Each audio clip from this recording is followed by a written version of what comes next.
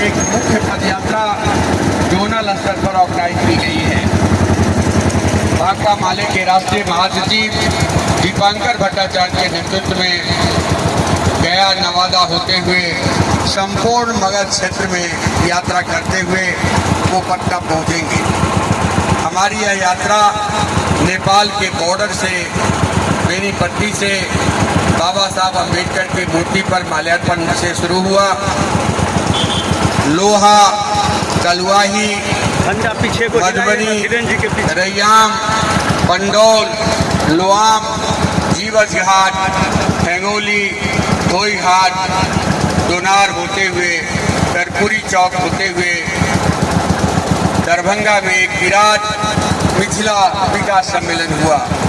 मिथिला विकास सम्मेलन में संपूर्ण बिहार से, खास करके मिथिलांचल से जो एक आवाज़ उठ रही है कि आज़ादी से पहले हमारा जो औद्योगिक विकास था, आज़ादी से पहले जो हमारी खेती की उत्पादकता थी, खेती का क्षेत्रफल था, वो घटा है। आप याद करिए कि आज़ादी से पहले आपका रामेश्वर जूट मिल बना था, आज़ादी से पहले समस्तीपुर चीनी मिल बनी थी, आज़ादी से पहले सकरी, लोहट और रैयाम चीनी मिल बनी थी और अशोक पेपर मिल बना था। ये पंडौल का सूता फैक्ट्री था, लेकिन एक एक करके सारे फैक्ट्री बंद हो गए और मिथिलांचल को एक मजदूर सप्लाई का जोन बना दिया गया। ये मिथिलांचल के लिए एक बड़ा सवाल है। इस सवाल को उस मिथिला विकास सम्मेलन से मजबूती से उठाया गया। इस बात को भी मजबूती से उठाई गई कि मिथिलांचल में एक केंद्रीय विश्वविद्यालय का यदि स्थापना होगा तो मिथिलांचल के मजदूर किसान परिवार के बच्चे जो प्रतिभावान हैं, पैसे के अभाव में वो दिल्ली, पटना नहीं जा पाते हैं, चेन्नई नहीं जा पाते हैं, मजबूरन उन्हें अपनी पढ़ाई अधूरी छोड़नी पड़ती है। इसलिए मिथिलांचल में एक केंद्रीय विश्वविद्यालय बने, इस बात को भी मजबूती से उठाया गया। बिहार एक गरीब प्रदेश है। पूरे हिंदुस्तान में गरीबों में भी गरीबी का ये राज्य है। प्रति व्यक्ति आमदनी में, पर कैपिटा इनकम में, हर लिहाज से बिहार पिछड़ा हुआ है। मानवीय विकास सूचकांक में बिहार पिछड़ा हुआ है। लेकिन बिहार के गरीबी को लेकर के एक बात हुई थी। महागठबंधन सरकार के दरमियान सामाजिक आर्थिक सर्वे हुआ था, जाति गणना हुई थी। उस आधार पर दलितों का, अति पिछड़ों का और पिछड़ों के आरक्षण के दायरे का विस्तार हुआ था। लेकिन भाजपा ने साजिश करके हाई कोर्ट, सुप्रीम कोर्ट से उस पर रोक लगा दिया और महागठबंधन सरकार का ये फैसला था कि बिहार में 95 लाख परिवार ऐसा है जो 4-5 हजार रुपया मासिक कमाई के आधार पर जिंदा है। उन अति गरीब परिवार को, महागरीब परिवार को गरीबी का प्रमाण पत्र दिया जाएगा और गरीबी का प्रमाण पत्र दे करके हर परिवार को 2 लाख रुपए दिए जाएंगे।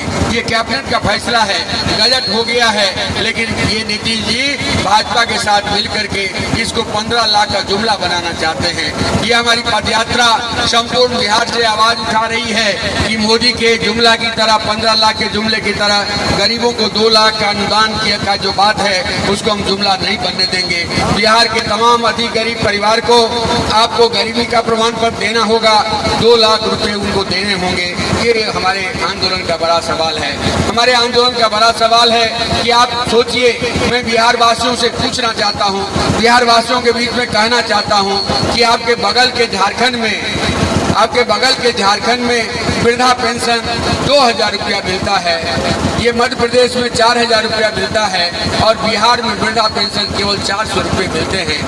बूढ़े को, वृद्धों को, महिलाओं को, विकलांगों को, विधवाओं को यदि 3000 रुपया मासिक पेंशन मिलेगा तो एक समाज में सम्मान के साथ वो जिएगा। बेटा के सामने हाथ नहीं पसारना पड़ेगा, बहू के सामने हाथ नहीं पसारना पड़ेगा। ये जो मानवीय प्रश्न है, इस मानवीय प्रश्न को ये सरकार खारिज कर रही है। इसलिए हम पदयात्रा पर निकले हैं। हम इस पदयात्रा पर इसलिए भी निकले हैं कि संपूर्ण आजादी का 75 साल हो गया। आजादी के 75 साल होने के बावजूद बिहार के दलित, गरीब, अति पिछड़ा परिवार, अन्य जो लोग हैं जो शहरों के किनारे बसे हुए हैं, सड़कों के किनारे बसे हुए हैं, नदी पोखरा के किनारे बसे हुए हैं, तटबंधों के किनारे बसे हुए हैं, उनके पास में कोई कागज पत्र नहीं है। हमने ये मांग किया है उसका सर्वे कराए और उनको आप पास की पर्चा दीजिए, उसको बंदोबस्ती दीजिए। गरीबों के दखल कब्जा में जो जमीन है उसका कागज पत्र दीजिए, इसके बाद ही बिहार में सर्वे होगा। नहीं तो गरीबों के बेदखली वाला सर्वे हम बिहार में नहीं होने देंगे। ये आवाज संपूर्ण बिहार से उठ रही है और इस बात को मजबूती से हम आगे बढ़ा रहे हैं। आपसे हम एक गुजारिश और करना चाहेंगे कि केवल अपने स्तर पर गुस्सा झाड़ने से नहीं होगा, गुस्सा उगलने से नहीं होगा, आपको इस लड़ाई में उतरना पड़ेगा। ये सरकार आपकी सरकार नहीं है, 3 लोगों की सरकार रह गई है। पुराने जमींदार, नए जमींदार, जमींदारी नया जमींदारी राज है, दूसरा अंबानी अडानी का कंपनी राज है और तीसरा अफसरी राज है।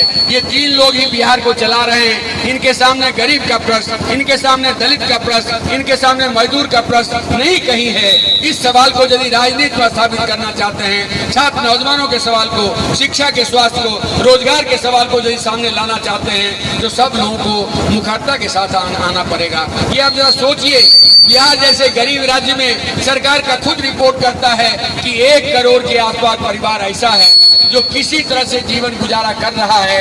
उसके भोजन पर लाले पड़े हुए हैं, दिन खाएगा, रात क्या खाएगा, बच्चा के स्कूल कैसे भेजेगा, दवा दारू का व्यवस्था कैसे करेगा, उसके सामने ये प्रश्न है। और ऊपर से स्मार्ट मीटर थोपा जा रहा है। स्मार्ट मीटर गरीब का खून चोषक मीटर है। जगह जगह हम लोगों ने पदयात्रा में देखा है, महिलाओं ने समूह में आके हम लोगों के सामने आकर के कहा कि आप लोगों ने बड़ी लड़ाई शुरू की है, अच्छी लड़ाई शुरू की है, न्याय और इंसाफ की लड़ाई शुरू की है, हम आपकी लड़ाई के साथ हैं। हम छोलनी लेकर के, हम बेलना लेकर के, हम झाड़ू लेकर के स्मार्ट मीटर को खदेड़ेंगे और यदि स्मार्ट मीटर वापस नहीं लिया जाएगा तो नीतीश कुमार को कुर्सी से खदेड़ दिया जाएगा।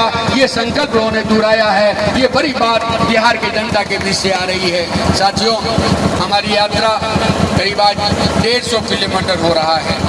150 किलोमीटर पैदल चलते हुए हम आ रहे हैं। हमारे सामने जो महिला कामरेड लोग हैं, पाँव में छाले पड़ गए हैं। हमारे साथी जो परमानेंट तौर पर चल रहे हैं, 50 के आसपास के लोग, सबके कमर में दर्द है, पैर में दर्द है, पैर में घाव हो गए हैं। बावजूद इसके लोग मजबूती से डटे हुए हैं।